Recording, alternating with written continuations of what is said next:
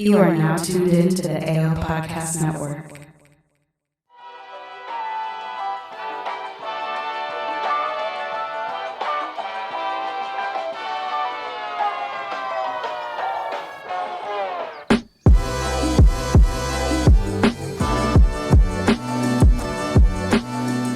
Yo, what's going on, world? This is season 3, big start to the season, episode 1. This is McGirt. I'm with Shaq. We're in the beautiful Sin City, Las Vegas, Nevada. in Las Vegas in the beautiful Urban Necessities with a very special guest here today, Mr. Jaysse, 2J's himself. What's going on, guys? How are you? Beautiful, man. Pleasure.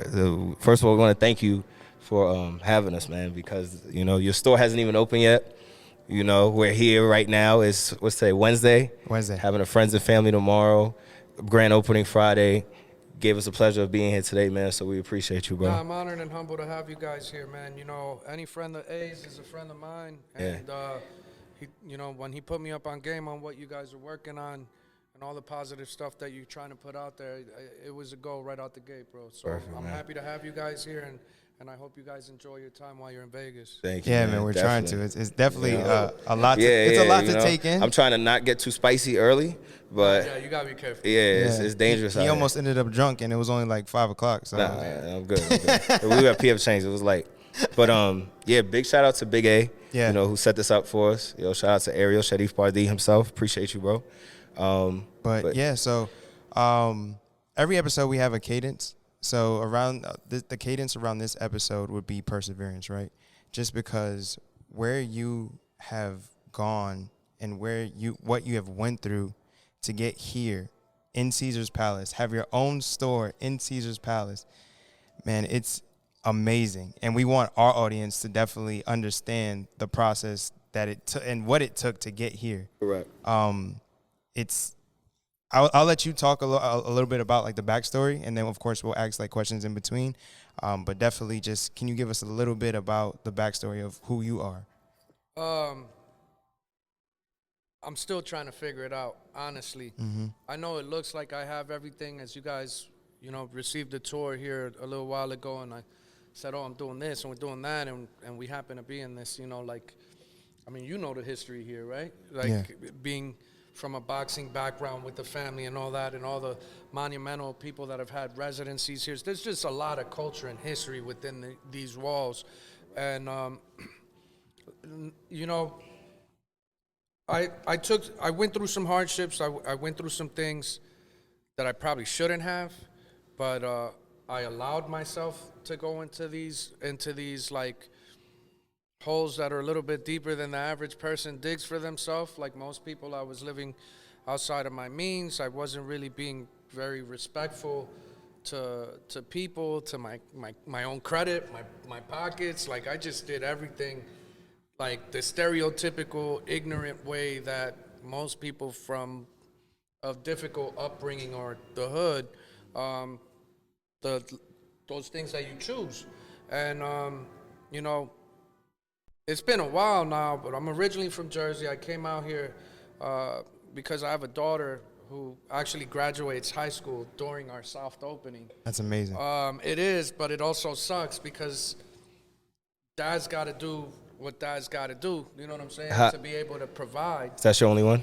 Yeah, man, I got 32 other ones that work here at Urban Necessities. You know what I'm saying? So, like, Urban Necessities has really made it difficult for me to want more children because Correct. I'm so invested into them and my existing family. Okay. But I tried to make it work with baby moms, couldn't make it work because I was a real knucklehead back then. And I came here with pretty much nothing.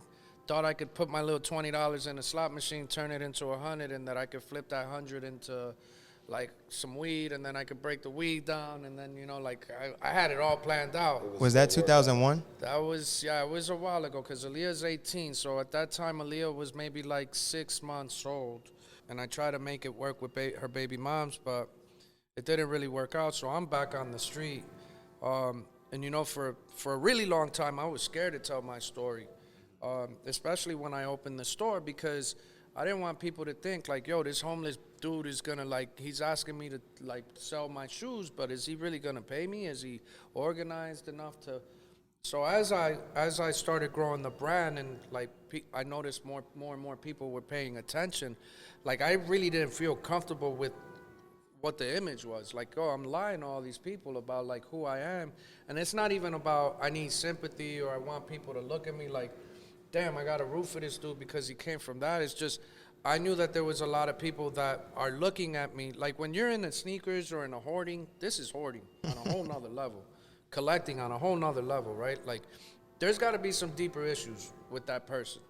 Like there's got to be some sort of disconnect that this allows you to get that peace of mind that lets you get away, right? Because when you're this consumed with art and sneakers and clothes, like literally every conversation is about those things, right? So I wanted to speak to those people. I tell the story the way I tell the story because those people are the ones that need to hear it the most. You know, this isn't for the haves. This is for the have-nots, right? And really the whole message from day one is like, understand that when you look at something or someone or a brand that you think is at some level, right? Well, you only notice that brand when they're at whatever that level is that made you pay attention for a longer period of time, or to talk about it for anything or about anything. Like normally that's 10, 20, 30 years into their business, right? So like I'm a boxing fan, I'm a NBA, I'm a basketball fan, football fan. When I look at, you know, the Floyds of the world with boxing, like Floyd been boxing since he was pretty much started walking. He's been around the gym, right? He got 50 fights. But how many hours does he have sparring? Yeah. How many hours does he have looking at? How many amateur fights? Right. How many hours are invested in looking at how the other guy fights, even though towards the end of his career, he say he won't really be looking at. Yeah. He don't really care. But I you know, how far into Floyd's career, whether that was amateur, not amateur, professional, before we was like, yo, he's really good. Yeah. Yeah. How long into his career? And that was at least 10, 15 joints. Yeah. Before you were like, yo, Floyd's actually pretty good, right? So we didn't see all the sacrifices, all the, you know, I live in Vegas. My man used to run from the top of the hill, or the top of the mountain where he lived in Henderson, all the way out to like where the common folk are and where the freeway is and back every night. Floyd used to come to the club and run back home from the club. And from Las Vegas Boulevard that's hours, bro. Yeah. You know what I'm saying? Like, so that's what I fell in love with, right? The process. And when I started looking at sneakers, and, you know, I went through my hardships where I lost my job, and, you know, I got evicted out of an apartment, and I took all these lumps, you know, I really replayed a lot of these moments in my life, and I tried to figure out what was the common denominator in the negative outcome. And it always had to do with my attitude and how I treated people, right? And when I focused on the things that I love, which was sneakers, fashion, art, music, culture. Culture, yeah. I was like, man, if I get an opportunity to do this, I have to treat people the way that I want to be treated. I have to treat people with respect. I have to focus on treating people better than I treat myself. And as long as I get the opportunity and I'm in business, at some point, those shoes that I thought were impossible to touch, those stores that I thought were impossible to make happen, felt attainable. I'm still, you know, trying to figure it out. I know that everybody looks at me like I'm not a mom and pop, but I'm still a mom and pop. Like, you know, I'm still sacrificing everything to try to make this work. The fact that you're still here and attainable while people are here in the stores is big as well, even though you're this big, you know? You know, I bring up A because 3 months ago, I think it was 3 months ago, he was here not even 2 months ago. He was here for, you know, we did a little bit of business. I sold him some of Fat Joe's shoes, right? We helped him go through it. We helped him go through it. It's crazy, right? So much history. Joe wanted to throw them shoes away. And I'm like, Joe, I got the guy. I think, like, let me just get him out of here and let him get him to Vegas. And I think we could make the collection in these particular shoes that are very beat up or not in a condition you would want. Like, someone will appreciate the story, the history. And it'll put food on someone else's table, right? I brought him in here, and A brought up, he was like, bro, look at where you're at. Like, this is it. You made it. Like, this is the end of the race. And I was like, bro, I just started the race. This is the start. Correct. My 8 years reselling, right, and my 6.5 years in business lined me up to be ready, or as best as I possibly can, for it could be one of the most monumental moments of my life. Absolutely. For me, my brand, my family, for the people that are making $1 with us, letting us make $1 for us. Like, this has never been done. Would you say that hustler's mentality and that go-getter attitude has been instilled with you through all your positions, through the Apples, the AT&Ts, the Virgins, all those jobs that you had prior to even thinking about doing this? Like, well, I think, yeah, it was recon work to learn how to interact with all walks of life. Right? I need to be able to talk to the most hood person and not feel like I'm scared or that they're going to take me for whatever. And he's got to feel like I understand them, him or her, and that I have their best interest. But at the same time, I got to be able to talk to that guy that ain't going to flinch when I tell him, yeah, my man, that's $200,000.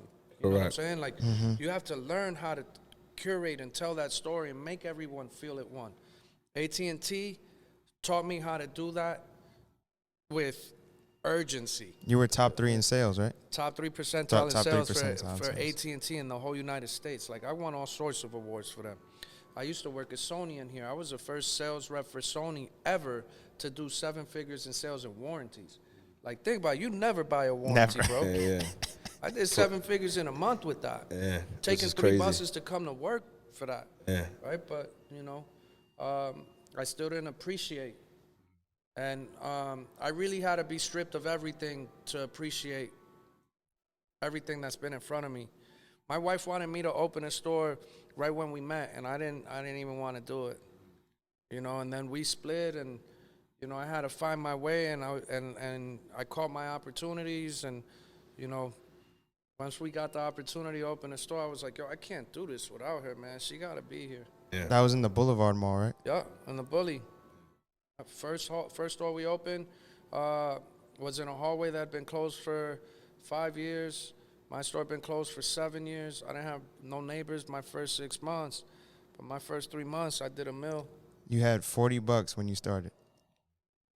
Nah, it's wild, bro. $40 when you started, and then to be here at this moment. One thing I like that he said though, like for me personally, I had to hit the bottom. Like, I have a 5-year-old daughter, and I quit my job when she was 1, and I had to hit the bottom to really start appreciate the shit that I've been through. You know, until your bottom fall out, you don't really like. There's no fear, right? And it's another part too of my story. Like, I threw a lot of my family for a loop because when I was homeless, I was very scared to tell. Like, I didn't even tell my mom. All right, so when she heard me first on social media, like, yo, Jay, you was homeless? When? And I was like, you remember when I'd be like, all right, I'll call you at this time, on this day. And you'd be like, yo, you good? Like, that was me on the street, like, calling you from payphones. But I was terrified to tell you I'm homeless because I didn't want you to see me going through that, and I didn't want the bailout. Like, I'm already old, like, I think old enough to the point where I shouldn't be living with my mom. How old were you at that point? So this was when Aaliyah was like 6 months old. So that's 18 years ago. In 2001-ish, right? Yeah, so, no, it's 18 years. So it's 02, 03, around there. I know I've told this story and I've had my dates, but it was literally when Aaliyah was like 6 months old. So, I would call her, tell her I'm good. but I'm really sneaking in hotels and trying to shower there. And if I came up, like the Wild Wild West, which is off of Tropicana, next to that In-N-Out, like I used to sleep there, because it was only $20 a night to thing. So, you know, she was blown away and she was really mad, but, you know, I just couldn't tell her. When did that switch flip and then you were like, all right, now I know what my hustle is? Like, you've always had a hustle, but when did that become like your hustle to say, all right, I'm taking this from this level to the next level? You know, I think it's when I started getting a few followers. And I really literally had a few followers. Like the day I opened Urban, I think I had like 3,000 followers on Instagram. And it didn't matter what I couldn't grow it anything more than that. But like when people started paying attention a little bit, and I was getting a little bit of comments and a little bit of like lack of understanding and like a lot of negative criticism, that's kind of when I was like, yo, I think this is probably the way to go. If I'm ruffling this many feathers and I ain't even really doing nothing, like this is probably something I need to stay at. And then the other part too was, you know, when I was, you know, towards the end of my retail, like working for somebody else, now trying to work for myself, when I stopped like really getting sick, because, you know, I was having a lot of seizures back then. That's kind of what made like why I lost my job to an extent. Like they didn't fire me, but they kind of let me go because Health conditions. Yeah, but it was really because the way corporate America, big businesses work. It's when you're regardless of your output, if your cost for that output is too high, they're gonna find a replacement, and there's always somebody that's down to do your work for less. There's always, like, bro, I'm a perfect example of that.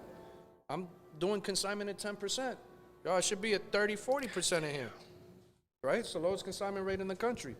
So when I stopped getting sick and I started like really having fun and really meeting all these people, and then like, you know, I'm selling shoes to certain people where I'm like, man, I never thought I'd meet that person. Boxers to basketball players to rappers to this and that. Like, I was very starstruck at the beginning. And I also put out over 100 applications, and no one was picking up the phone, because obviously I'd done some things aesthetically that probably weren't at that time especially then, especially then. They weren't the smartest decisions, and I was either underqualified or overqualified for what I was doing, and I wasn't making no money under 2Js. Like I had a couple licks where, you know, I made a couple dollars, but it wasn't like this is like living. But that's really when I was like, yo, you know, when I started recognizing I wasn't getting sick, and I started recognizing I was enjoying this, a conversation that I had with someone when I worked at AT&T really kind of came back to me, and it was, yo, you know, I had a lot of business owners that I worked with, and like there was a common thread, every single one, regardless of business. And I stopped focusing on money. I started focusing on what I enjoyed. Your passion. And then as time goes on, it started providing for me in a way that I never thought, right? So again, it comes back kind of to like the Floyd story. So let's bring up LeBron. I bring up LeBron a lot. LeBron's my favorite player. I think LeBron's body of work, if you remove a name and you just look at stats, it's been a pretty impressive career, right? And that's amazing coming from a Knicks fan. But I mean, The guy, man. LeBron is different. For the record. There's, you know, we PR-wise, we don't really know what we're doing over there just yet, but it's turning around. Yeah, it's turning around. You know, but again, with LeBron, you got a guy, started playing basketball when he was a kid, right? A very young kid. Got pretty good in AAU and before high school. High school, he was the man. Yeah. But we didn't really start acknowledging, yo, he's really special till he's 8-9 years in the league. My man's been playing for his whole life, like literally his whole life. And it's just now, at the tail end of his career, that we're really saying, yo, he's probably top 3 of all time. He's 36. My man been playing since he's like 3. Yeah. So again, I'm looking at stuff like that, and I'm like, it's gonna take me a little bit of time, but this is what I want to do, and I'm gonna be all right at it. You know. But do you feel like you're so humble that you don't see it, but from the eyes of us, the people that are in the culture, we feel like you're that already. Nah, I ain't done nothing, bro. You don't see that though. You know, like, look, I'll say this. Like, the story is, again, like, not the forget the homeless part. The fact that I started and kept going is what's appreciated. I understand that there's a lot of people that if you give them the same street, the same walk, the same path, at every single point of my growth, someone would have stopped. But my intention was never to me be good. My intention is always, I have to improve the state of the culture. No one in the industry is taking the steps to make it better for everyone, right? My first video on YouTube, I mean, you guys researched me. What was that, 2013, 14? Yes. When I'm crying in a U-Haul? Yes. Like, with no money in my pocket, not even knowing that I'm opening a store, wasn't even opening a store, pulling shit out of my ass talking about I'm opening a store. Correct. But when in that conversation, my timing with this lighting is, I'm sorry. You're good. But in that conversation, I recognize that I can't stop till I change everything. Your perseverance. Right? And if you look, a lot of the things that, I don't want to take credit for things that I caught opportunities with, but if you look, a lot of the things that we've done over the years have become the standard. And I said that 8 years ago. Yes. But it took me 8 years to make it the standard. Right. And this pushes the entire culture into a whole state of, as business owners, I don't even know if I could get to that. Yeah. Good. If you're this scared, if you're scared and you feel like you can't do this, replicate this, or make this better, you shouldn't be doing it.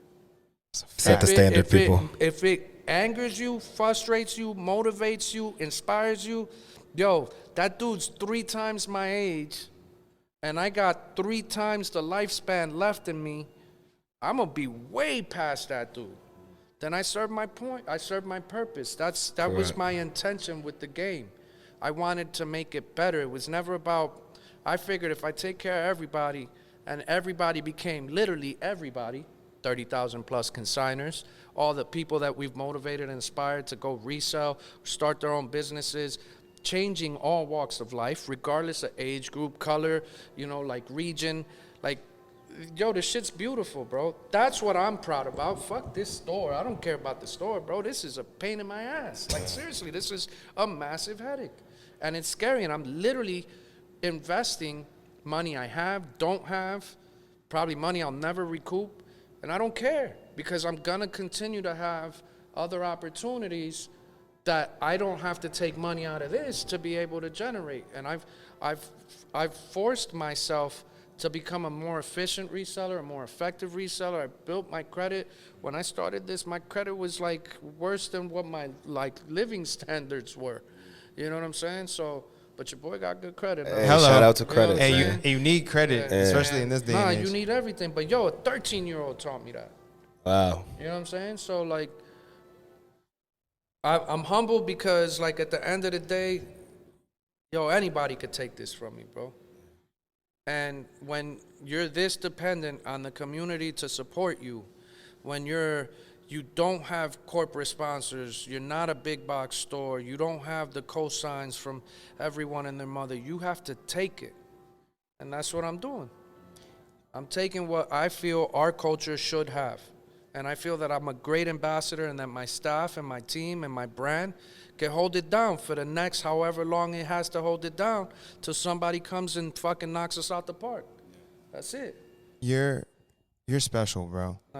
No.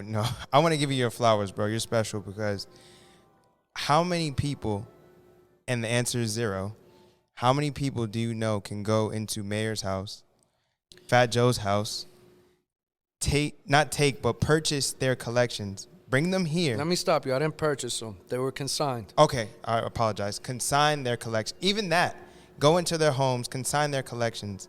The individual lets you consign their collections. How many people can say that, and how many people probably wanted to do that? Oh, everybody would love that opportunity. But I'm gonna tell you right now, anybody could have done it. But as long as they did the work. But they said they fuck with you for a reason. But they fuck with you. They've said it. Though, yeah, my name's good out here. Like, and it's more so your story and your humbleness. It brings you a long way as well. Well, look, Mayor's that dude for the record. Yeah. Yes. Mayor is somebody that I met at a sneaker con. I had been following like everybody else, fanboying out, and I'm like, man, this little short Puerto Rican dude, this little fat chubby Puerto Rican dude from the Bronx is like, he's with the shits when it comes to the sneaker thing.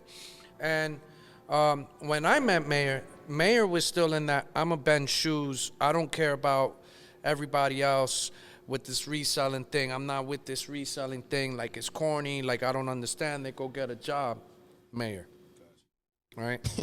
And so I see him at the sneaker con in Fort Lauderdale. A couple months later, Crep opens a store called Presented By in London, and they flew, their friends, people that they respect, people that break a dollar with them or vice versa. And I'm being walked to my table where we're going to have dinner because they rented out this big banquet hall. And they send me next to Mayor, and the first thing I say is, I'm like, yo, you think because I'm Puerto Rican, I'm supposed to, like, all Puerto Ricans get along? I don't know this dude. Like, but I was doing it to bust his chops. He starts laughing. We're cracking jokes. Like, this is, like, right around when Instagram stories was coming out and all this other.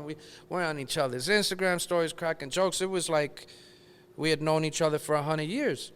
And after, we're walking back to the hotel, and we stop at the bar. Mayor don't really drink. Let me, bear with me 1 second. Look who's calling. But yeah, so we're at this dinner, we're walking back, and we go to this bar, and Mayor's like, yo, what's your story, bro? Like, why are you reselling? Like, and I'm explaining, like, I had no choice. This was the only door that was the only path I could walk through. And, afterwards, he's like, man, I didn't know resellers could really have stories like that. And I'm in the hood mall. Right? And shortly after that, now I talk to Mayor, like, in passing at events and this and that. And one day he's like, yo, Jay, I want to get rid of my shoes. It's over. I done lost so much weight. They don't fit, blah, blah, blah. I'm like, well, what you have? He's like, bro, Jay, I got at least $1 million in Air Force Ones. This was like 3-4 years ago. And I'm like, family, I love you, but don't nobody want them shits. They're fucking Air Forces. Air Forces are dead right now, my guy. Like, real shit. Yeah. I told him, I was like, yo, these shits are dead. Nobody, like, I'm not the guy. I can't help you. Correct. But I know people at Flight Club. I know people at Stadium. I know people at SneakerCon. I know people at StockX. I know people at GOAT. Like, yo, if you got that many pairs and you got this type of a following and you've done all these things that I've seen or you've told me about, my man, your shit needs to become like the Barnum and Bailey's traveling show with your shoes, and the story needs to be told and this and that. And everybody I talked to was like, yeah, that's cool, but it's a logistical nightmare. Yeah. Yeah, that's cool, but we're not going to his house to grab it. Correct. Right? So it was a dud. Like, and I was like, yo, bro, I don't have the following. Don't nobody fuck with Air Forces. I don't even have the space, bro. So 3 years pass, 3-4 years pass. COVID happens. Everybody's got to get creative and figure out how all these moves that we used to make, all of a sudden we stopped and we're going in different directions. This wheel fell off, that wheel falls off.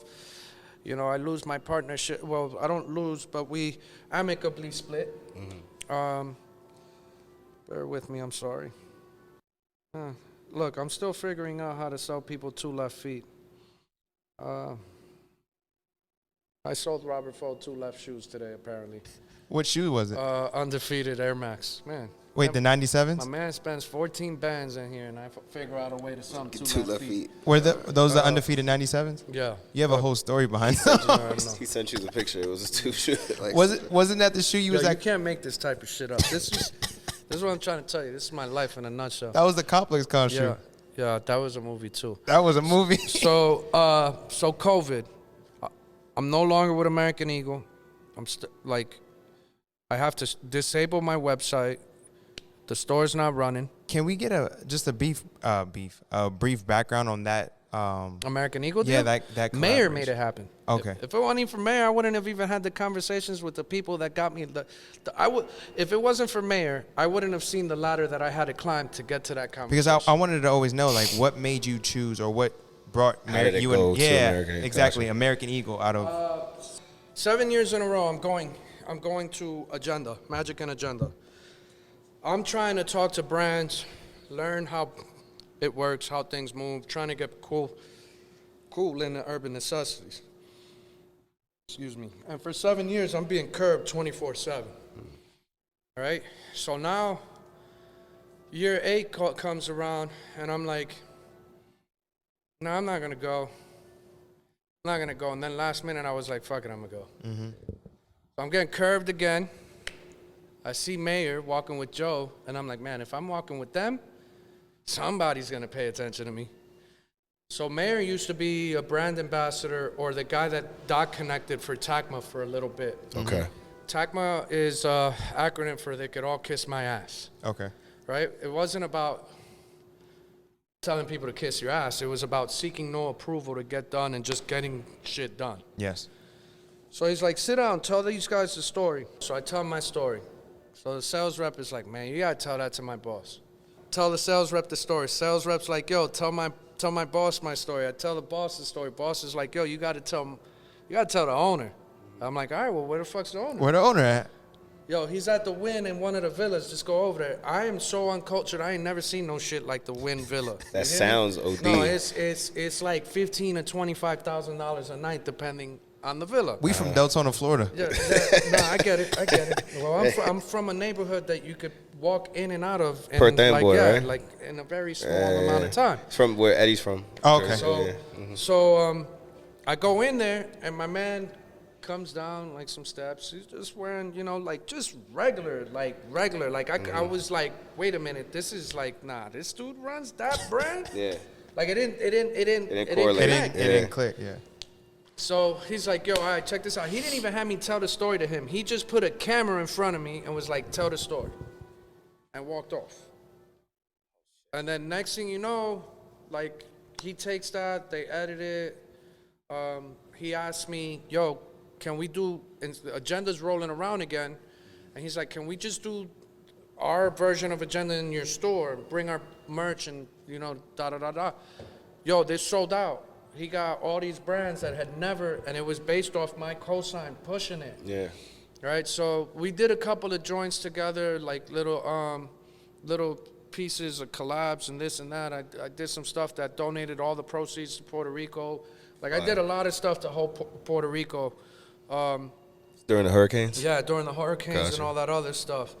And we're friends now. We're good. We're constantly checking in on each other. His name's Jeffrey Schottenstein. Okay. By the way. And one day, Jeffrey calls me and is like, how you been? What's going on? Da-da-da. And the conversation jumps into, like, how do you fix retail? I'm sitting here talking to somebody that I didn't even really know, but I know is loaded. My man's family is one of the 30 richest families in the United States. God damn. All right, so it's not like normal money. Mm.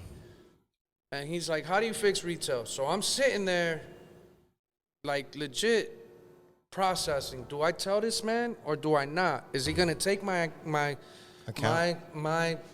ideals and vision and execute, or is he down to help? And yo, for the record, like, if you got an idea and you can't piece it together, like, without telling someone, you're never gonna get anywhere. And even when you tell them, 99% of the time when you tell somebody, they don't even care about what you just told them, right? Like, literally, that's what I've learned through the 8 years of this, right? I tell him, he's like, yo, I need you to come to Boston. So I'm like, all right, cool. He's like, I'm gonna fly you and your wife out. All right, cool. Next thing you know, I'm in Boston. Next thing you know, I'm in this high rise. that, yo, they don't even look like this in the movies, B. Like, it was just crazy, right? Then I walk in there. I ain't never really been around Jewish people because there's not really Jewish people where I'm from. Not that I got anything, like, I rock with Jewish people heavy. You just never seen anything. You just never seen I just never been within, like, I ain't never been in their house type stuff, let alone doing business with them. OD dummy type bread. Like, Yeah. they got rabbis and they're blowing the horns and all this other stuff. You looking like, They what the got, fuck is going on? You see the size of this right here? This was their backyard. Like, they had a backyard in a high rise. So yeah, we're kicking it up in this like thing, and we're having like dinner. The rabbis going crazy. Yeah, no, yo, it's like a whole nother world, bro. Then there's like other units, and they could look down, and they're looking down at us because they're making like they're making noise, bro. Like they're just going at, and I'm like, oh my god, this sounds insane. Yo, so. There's people looking down. They're looking down, and I'm like, oh my god, these people are gonna probably think I'm the drug dealer, right? Because I don't look nothing like any of the people. I'm in there, Mets hat in the middle of Boston, like shorts. It's crazy. So after we break bread, and I meet the rabbis and this and that, and like the assistants and this and that, at 3 a.m, Jeffrey decides to call his dad, Jay Schottenstein. Jay's in Cleveland, hanging out with Jay-Z and Beyonce, and is still awake at 3 a.m. This is Pops. This is Pops. Gotcha. We talking generational wealth. No, it's so deep, but they're out the mud. Like when they first came out here, they was like with the horse and like carriage and like selling shoes out of a carriage with horses pushing it through the streets. Like they're from out the mud, bro. They smart. Yeah. And he's like, yo, Dad, I'm tired of telling you about this dude. He's done this, that. We got to help him, blah, blah, blah. Like, I'm not asking you more. I'm not telling you. Like, I'm telling you, Dad, we got to do. And I'm sitting there like, yo, what is going on? Right? Pops is like, yeah, I'm here with Jay-Z and Beyonce, but, like, just tell him to come to New York. Well, when do you want him to come to New York, Dad? Tomorrow's cool. What? So we on a plane straight to New York from Boston. Now I'm going to Four Seasons. I ain't never been to no Four Seasons, bro. The only Four Seasons I know are the actual Four Seasons, right? Summer, winter, spring, fall. Yeah, like that's what I know. I'm walking in, there's the butlers opening doors, like we're going into elevators that are taking me into like straight, like, nah, it's insane. Bro. And then we walk in, and we bust a left, and then a right through this like massively long highway. This unit is like thousands of square feet. And there's like a straight like Knights at a Round Table vibe going on. The table consists of every and anybody that can make or is required to make the decisions for American Eagle, right? The head guy for building, the architect, the lead design guy, the VP of the company, like every like region, and they're like, all right, red pill, blue pill. Red pill is we figure out how we help you a little bit, and you keep doing your thing. Or you figure out how much of your business you want to sell, and we really take this to where you want to go. What do you want to do? I knew right off the bat, like I don't even got to play no games with you. I'll tell you, let's go. This is what I want to do. But they're like, take some time. They didn't even let me talk. They're like, take some time. Those are your 2 offers. Get back to us, or we'll reach out to you in a week or 2. My wife and I come downstairs. We're now walking down, Madison over there, and I'm like, I'm just blown away because I don't even know how the fuck I got there. You see what I'm saying? Like, I don't even understand how I got to a point where I'm having conversations with people that don't talk to people like us. Like, and it's not that they don't, because they genuinely do. They're amazing human beings, and they rock with our kind and our colors way harder than you would ever think. And I knew what I had to do. I knew what I wanted to do. And I took that decision, right? We did that decision. I still don't have no regrets. American Eagle allowed me to learn how to conduct business. It taught me how to coach. I was a really shitty manager. I'm still a pretty shitty manager, but they've helped me in so many different aspects of business that I'm a million times more efficient, smarter, just everything is better since I learned how American Eagle gets down and how they work. Mm-hmm. Right? So yeah, I take the decision. They teach me everything.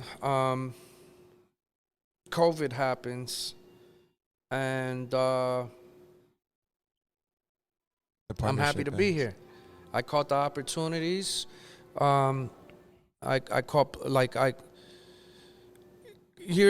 COVID allowed a lot of people in business to take those ideas, dreams, and aspirations and figure out a different creative way to get to that. Yeah, it forced you to have it gave me all the time I didn't have. Dude, 2019, I was at my house for less than 2 weeks. I was on 125 flights. I went to New York 18 different times for 3 to 18 days at a time. Goddamn. Right? It was there was times where I went from Vegas to New York, from New York back to Vegas, Vegas to Australia, back to Vegas, then 2 days later, China and back. It was crazy. There was times where I'm flying in, but I'm at the airport telling my wife, yo, go ahead and do me a favor and just throw whatever you want in there for clothes, but I need clothes for 6 days. And literally meet me at the airport with that bag. Just going to the airport to get a bag. It's a different type of, there's a lot of people that would have been yo, fuck this shit. Mm-hmm. You know what I'm saying? But again, if I don't do it, someone else will. Absolutely. And that's, I get a phone call from these guys here at Simon Properties, and they're like, yo, we want you here. And I was like, man, I don't know. I tried to talk to you guys a couple times and it didn't. Well, that's a different regime. I honestly don't know if I'm in a position. I honestly don't know if you have something that I got to run it my way. Mm-hmm. There's things that I want to do that I'm not known for, that I'm going to be known for, that I want to do. And if I'm going to do it here, this is how it has to be done. Well, talk to us. What do you need? I started pulling shit out of my ass. I need 15,000 square feet. Well, yo, we got 18,000. I'm like, oh, shit. So okay. It's they're calling your bluff in a way. Yeah, they were. Yeah. They were, 1,000,000%. But, yo, they pretty much offered me the store. Actually, they offered me 3 stores right out the gate without even looking at my financials, because they know what I'm about to do. After I had that conversation with them, they you going somewhere we ain't used to seeing people go. Bro, I would say God has a plan for you, bro. Loves you, because just from that first Boulevard store, for you getting the opportunity, from what you said that you didn't initially have to pay anything when you first initially started, to now people wanting you in a location. Nah, it's a different. That's bro, that's godsend. It's I'm back independent now, so right. So it's I love rap. We all love rap. Mm-hmm. There was a time you wanted to get on a major. Yeah. And everything was about getting on the major, but you were majorly getting fucked. Yeah. And a major label is what he's talking about. Now it's independent all day. Yeah. And then distribution and masters and this and that and this and that. Mm-hmm. So the game's been right there in front of us for everything, forever. Correct. That's what we're doing.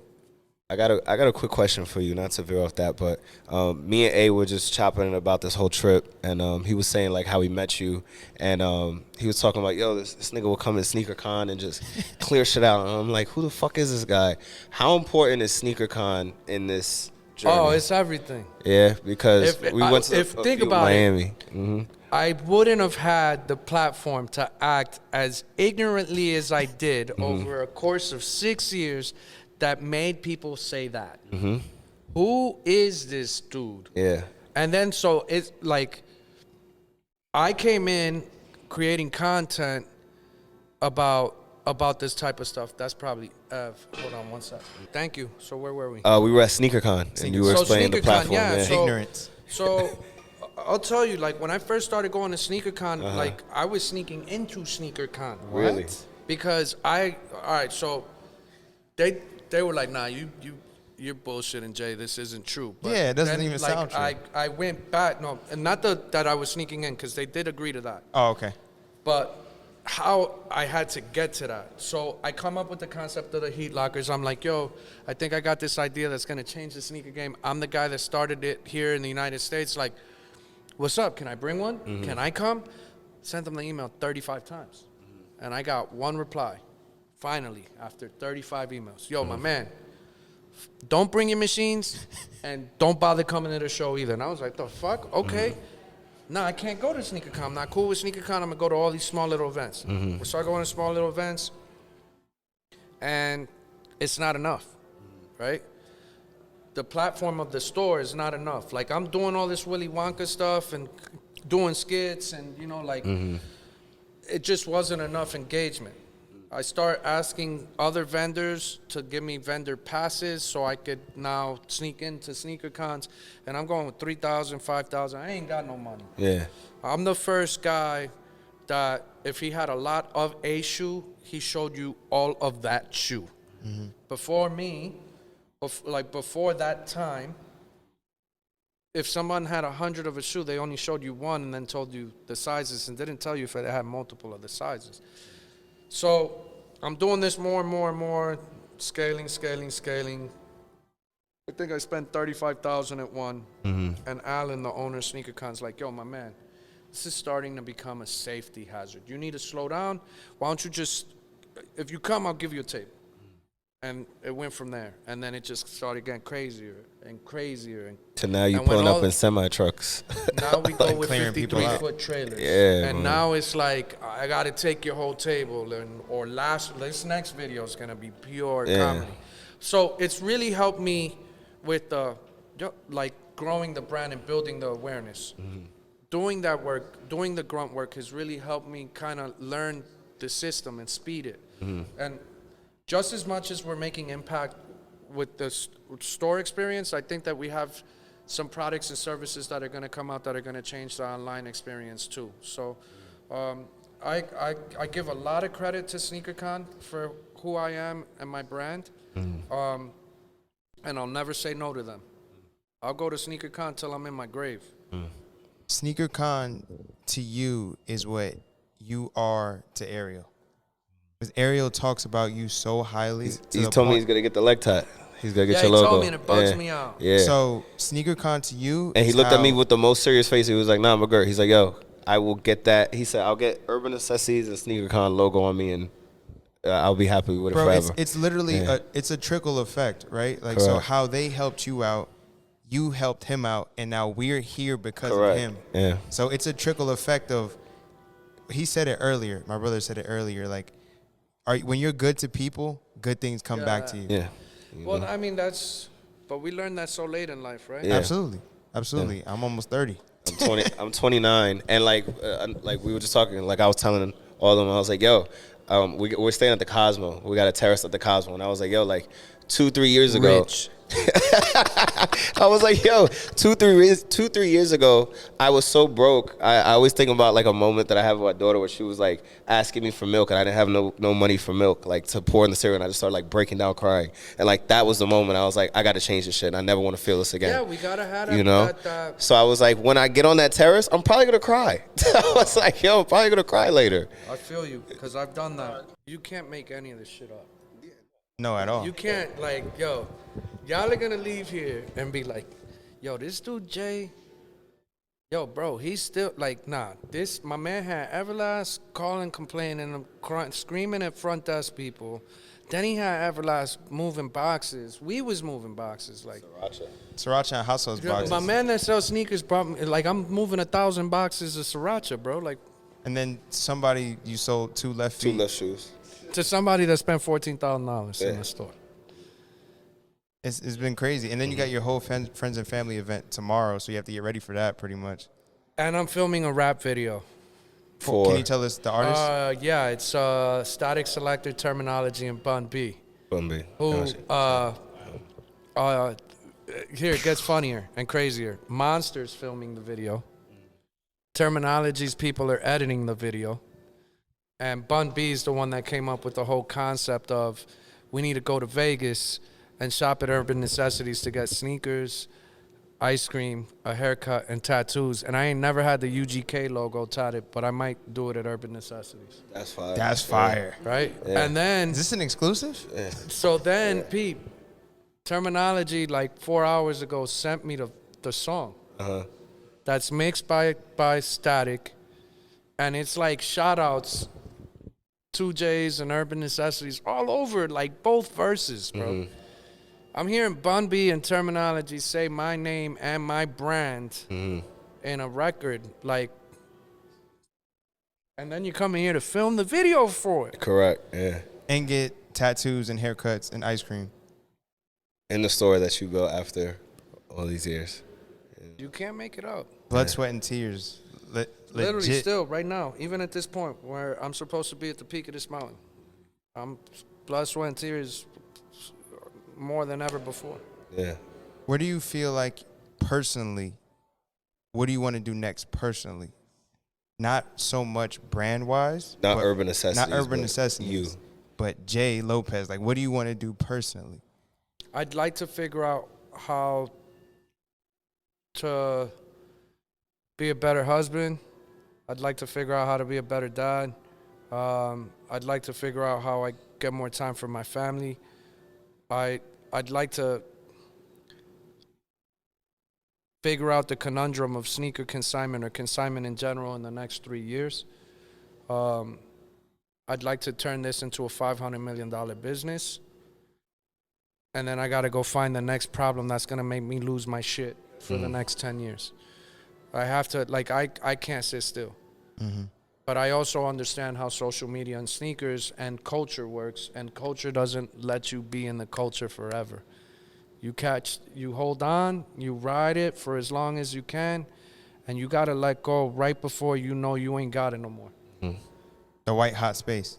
You got to let go at some point, because if I let go when it's too late, you're going to be like, yo, my man, like, what are you holding on for? But if I let go before I'm supposed to let go.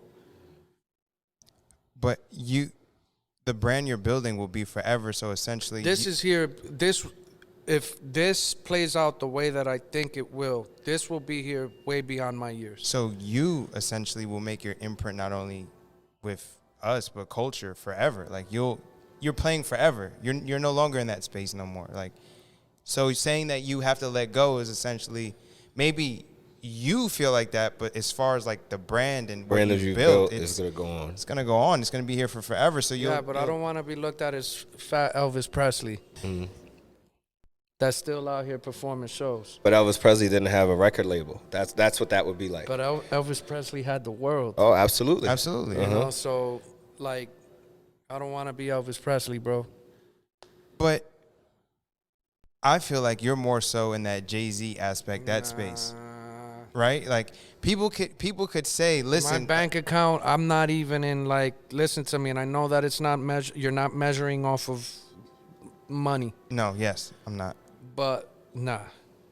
I ain't even started. You're comparing me to someone who revolutionized and is the format. But that's what you're doing, though. I'm trying to accomplish. I'm not there yet. I'm on the first page. I'm on the first page of some shit that's got 1 million chapters. Like, high key. Yeah. I can't be compared to that. There's no way. For the kids that see you, though, for the adults that see you, though, that's the kind of ideology they think about when they see what you're building. To think that you came from nothing, bro. You know what I mean? We all came from nothing. We all came from one.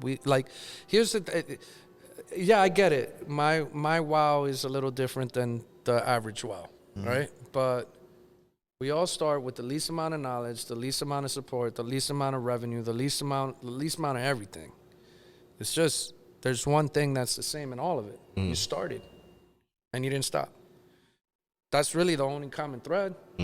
That should be the only thing that's focused on.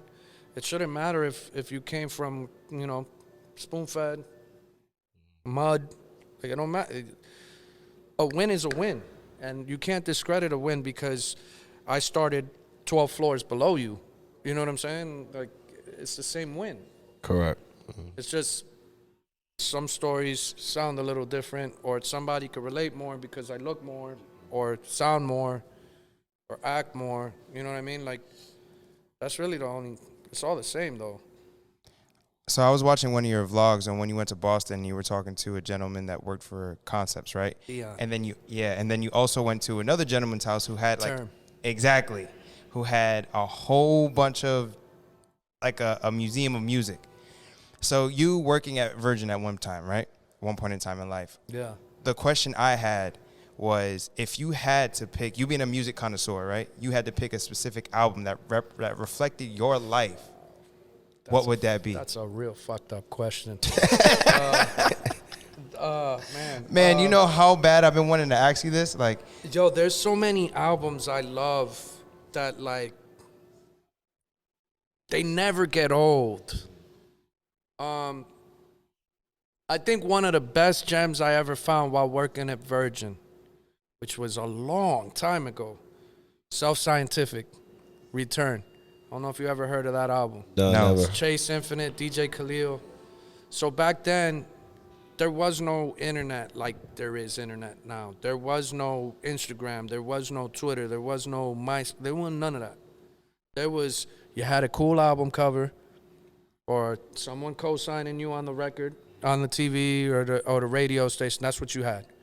I had 50% off working at a record store that had miles of different genres of every music.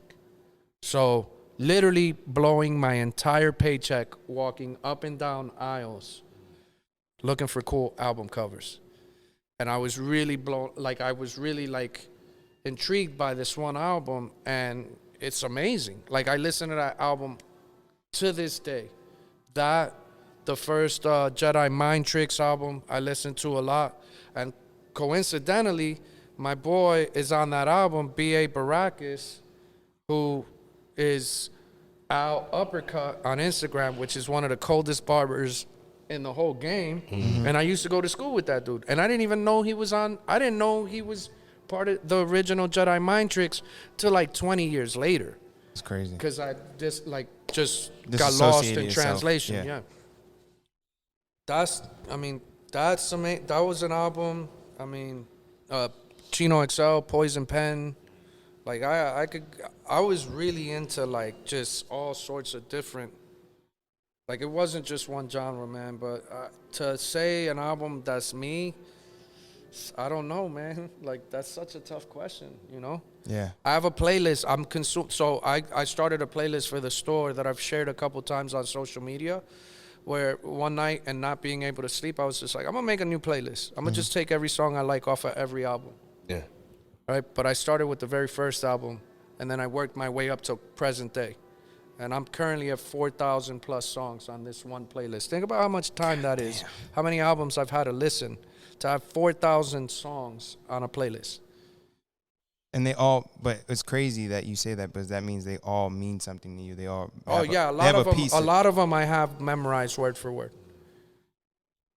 Like, I'm kind of bugged out like You're really a living embodiment of like culture, bro, in general.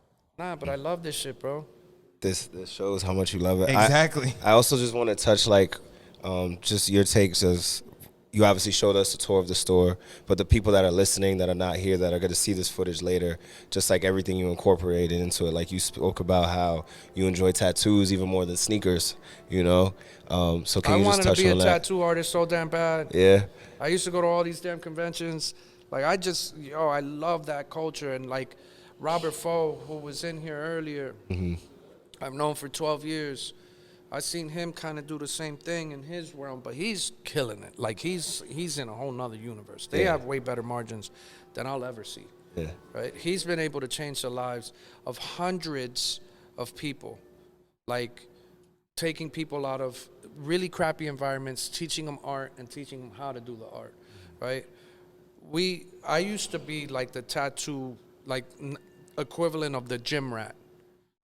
Every break I have from AT&T, every day off that I have from AT&T, I was inside Robert's shop, learning, talking about tattoo artists, looking at bad tattoos, like literally just cracking jokes about bad tattoos and like, hey, why do you use that gun? Why do you shade this way? Like literally like really consumed with, and I was like a sponge.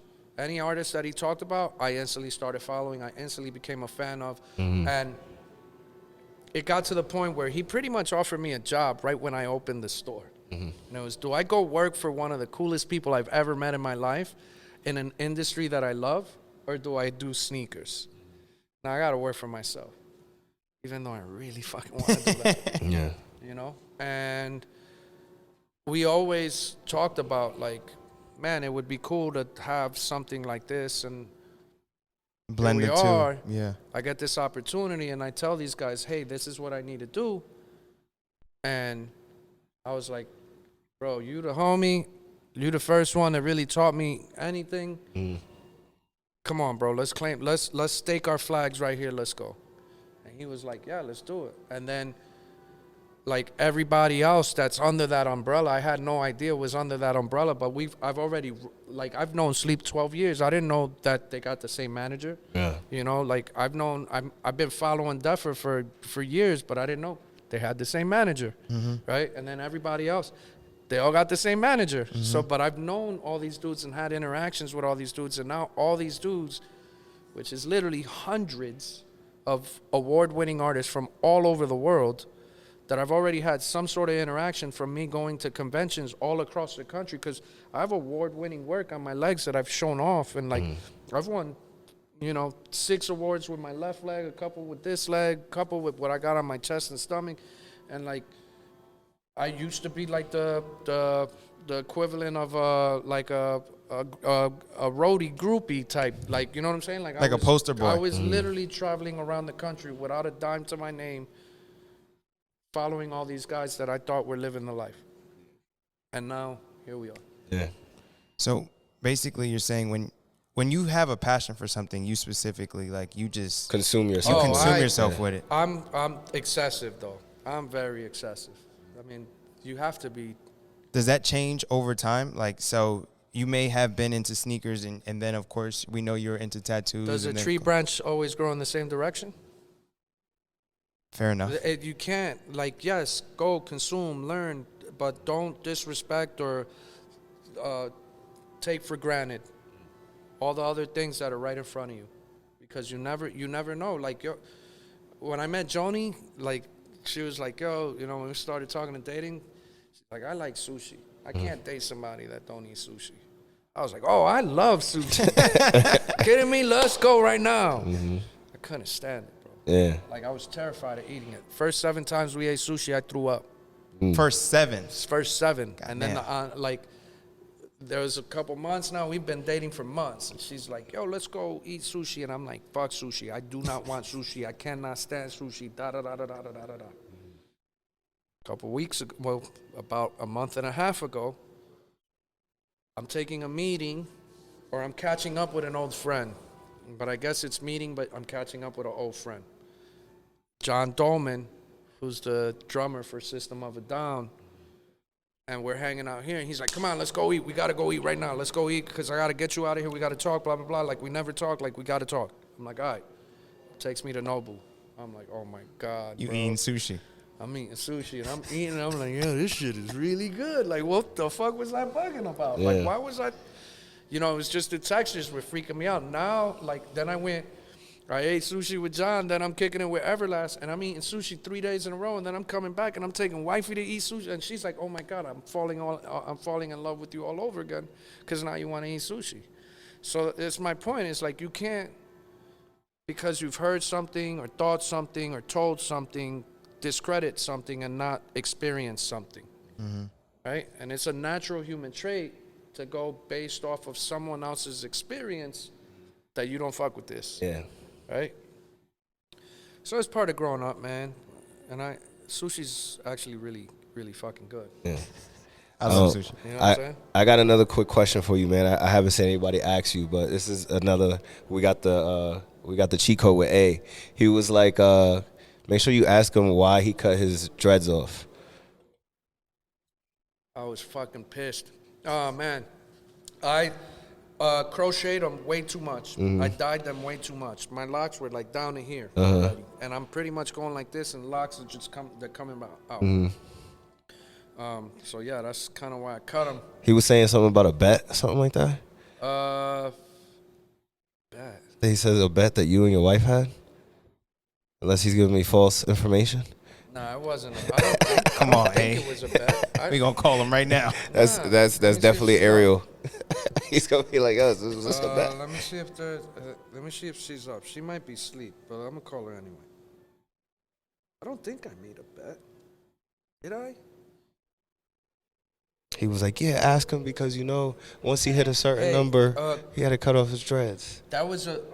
Oh, never mind. I figured out my own answer. I'll call you back. I'm still here. Never mind. I'll explain later. She's like, what are you? But I told my daughter when I had 7 figures in a bank account, I'd cut it.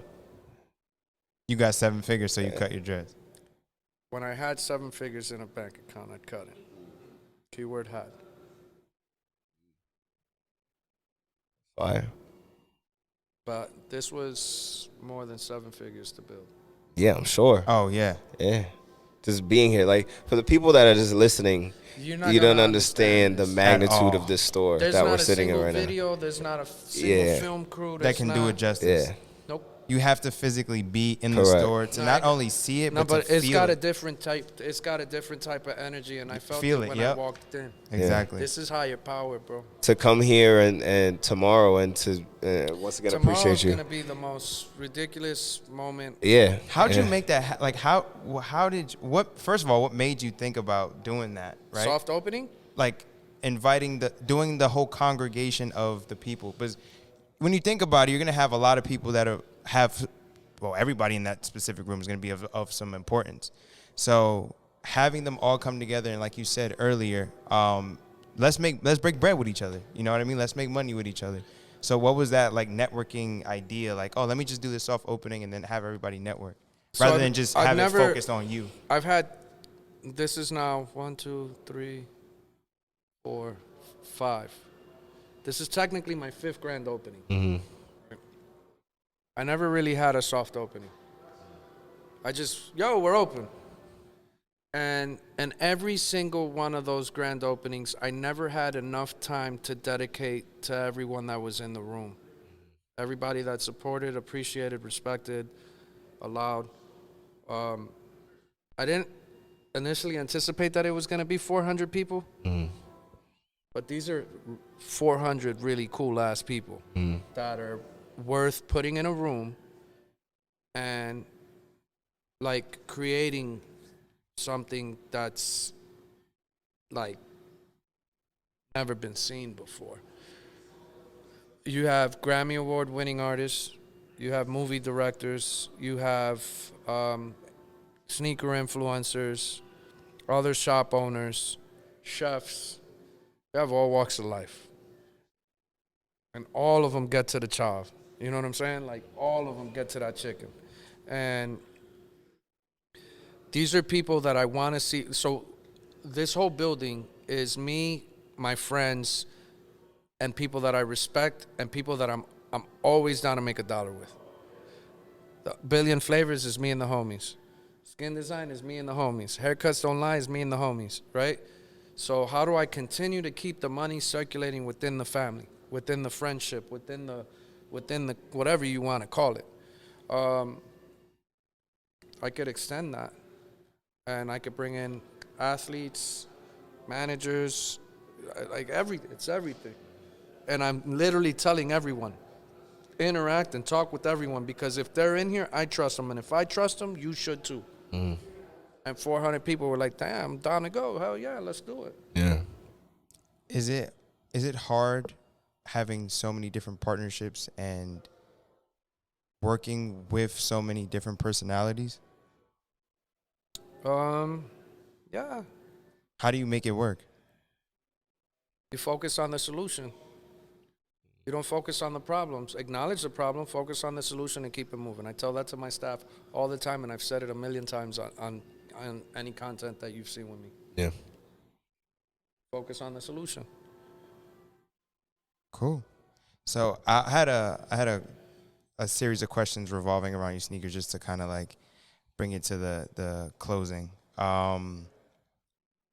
What is the? I'm gonna ask you the series. So, what is the shoe that got you into sneaker culture? There's really two shoes. One was the Air Max Infrared 90, the original one that my mother put on layaway forever, and when I got, they didn't fit. And two was a Bread 4. There was a kid named Raymond Lugo in my hood back in the day who he made everything look easy. Literally made it. He could hit a baseball across the street, even though he was playing with a wiffle bat and a tennis ball. You know what I'm saying? Like, he could shoot a three. He had a little bit of dribble. He was quick. He was nice with his hands. I watched him knock dudes twice his size out when we're like 12 years old type shit. Like, we were Section 8, so Section 8, the way that works is like pretty much when that promo is over and that lease is up, you're on to the next one because you can't afford what the new rate for rent is, right? Mm-hmm. We've all kind of been there. Mm-hmm. So I move into this neighborhood. I see this kid. He comes out with Bread 4s. I didn't even know they were Bread 4s. But I thought they were the coolest. That net on that. So like, oh, bro, that was just like and you so. Initially didn't fuck with Michael Jordan. I couldn't stand Jordan. You kidding me? I'm a Knicks fan. Yeah. Like, yo, bro, you crushed my dreams how many times over? Correct. Yeah. Right? Like, so, but towards the end of his career, I respected it. Same thing with Kobe. Okay. You know, but those were the first two shoes. As far as reselling goes, what's wild is right behind my store, there's a stop sign.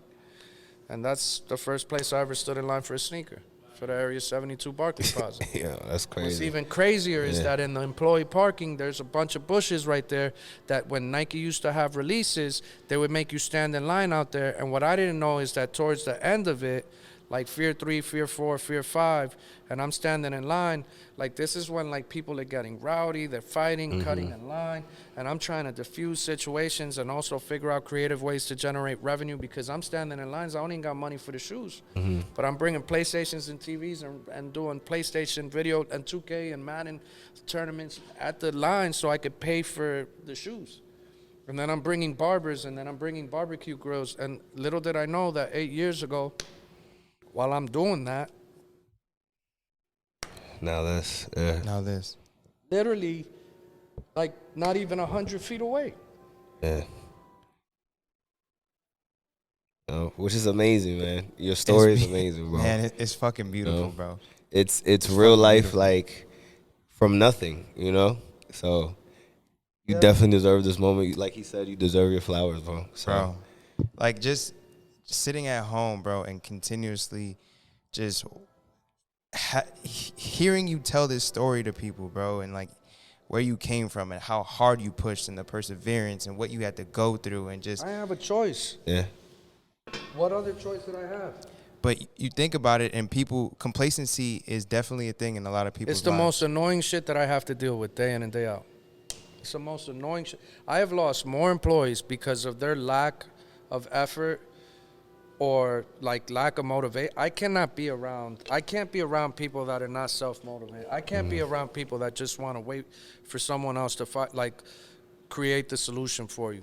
If you're not, like I have so much turnover, it's crazy. And people think I'm psycho, and so be it. But that's what it takes. Yeah. Absolutely.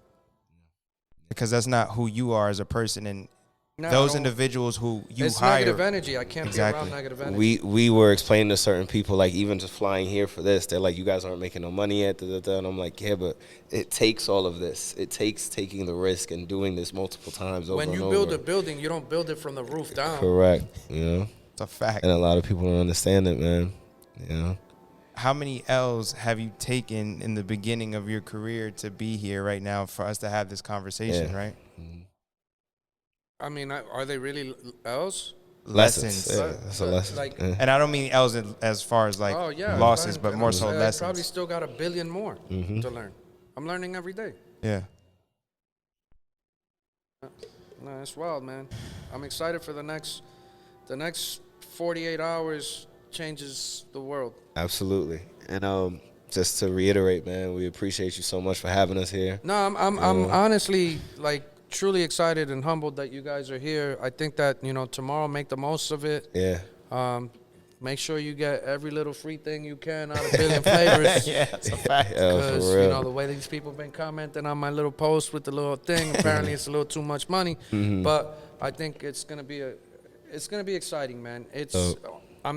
I'm trying to change the standards, and you guys being here and allowing me to tell this story in the way that we did here tonight, I think is definitely the start of it. So thank you. Absolutely. Man, it's a pleasure. I just want to let you know that you probably don't know how many people you have touched or how many lives that you have changed just by being you.